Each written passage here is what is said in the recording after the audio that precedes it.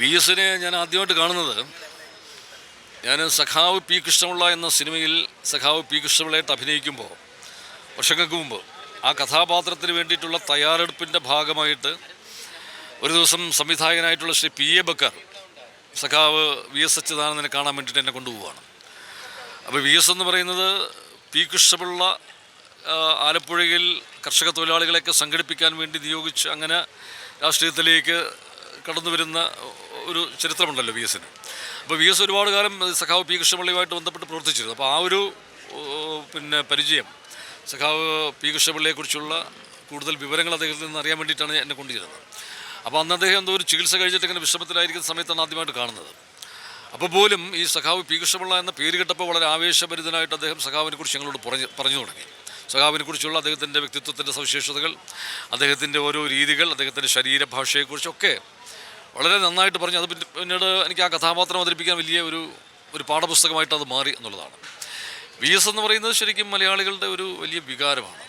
അത് എല്ലാ അർത്ഥത്തിലും ഒരു പാവപ്പെട്ട മനുഷ്യരുടെ, പാർശ്വവൽക്കരിക്കപ്പെട്ട മനുഷ്യരുടെ, തൊഴിലാളി വർഗത്തിൻ്റെയൊക്കെ ഒരു വലിയ സംരക്ഷകനായും വിമോചകനായും ഒക്കെ പ്രവർത്തിച്ച അദ്ദേഹം ഏത് പദവികളിലിരിക്കുമ്പോഴും സാധാരണ മനുഷ്യൻ്റെ പക്ഷത്ത് നിന്ന്, മാനവികതയുടെ പക്ഷത്ത് നിന്ന് ഒരു വലിയ ജനനേതാവാണ്. അദ്ദേഹം ഓരോ ജനകീയ വിഷയങ്ങളിൽ ഇടപെടുന്നതും നമുക്ക് വളരെ കൗതുകത്തോടെയാണ് നമുക്ക് കാണാൻ പറ്റുന്നത്. ഏത് വിഷയത്തിലും അവിടെ വെറുതെ അതിനെ മാറി നിന്ന് കണ്ട് അതിനെക്കുറിച്ചൊരു അഭിപ്രായം പറയുകയല്ല.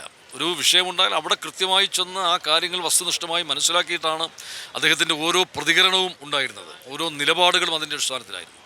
അപ്പോൾ അതെല്ലാം വളരെ ഈ പൊതുസമൂഹത്തിന് ഏറ്റവും സ്വീകാര്യമായിട്ട് മാറി. അത് പൊതുസമൂഹം ഒന്നടങ്കം അവരുടെ ഒരു ഏറ്റവും മികച്ച നേതാവായി, അവരുടെ ഏറ്റവും വലിയൊരു വിമോചകനായി ഒക്കെ രാഷ്ട്രീയ ഭേദമന്യേ, ജാതിമത ഭേദമന്യേ എല്ലാവരും സ്വീകരിച്ചിരുന്ന ഒരു ജനനേതാവ്, ഒരു യഥാർത്ഥ കമ്മ്യൂണിസ്റ്റുകാരൻ. അതിൻ്റെ എല്ലാ ഒരു അർത്ഥത്തിലും നമുക്ക് ആ രീതിയിൽ അദ്ദേഹത്തിൻ്റെ ജീവിതവും ഒക്കെ നമുക്ക് അതിൻ്റെ ഒരു വലിയ മാതൃകയായിട്ട് അദ്ദേഹം ഈ സമൂഹത്തിലുണ്ടായിരുന്ന വ്യക്തിത്വമാണ്.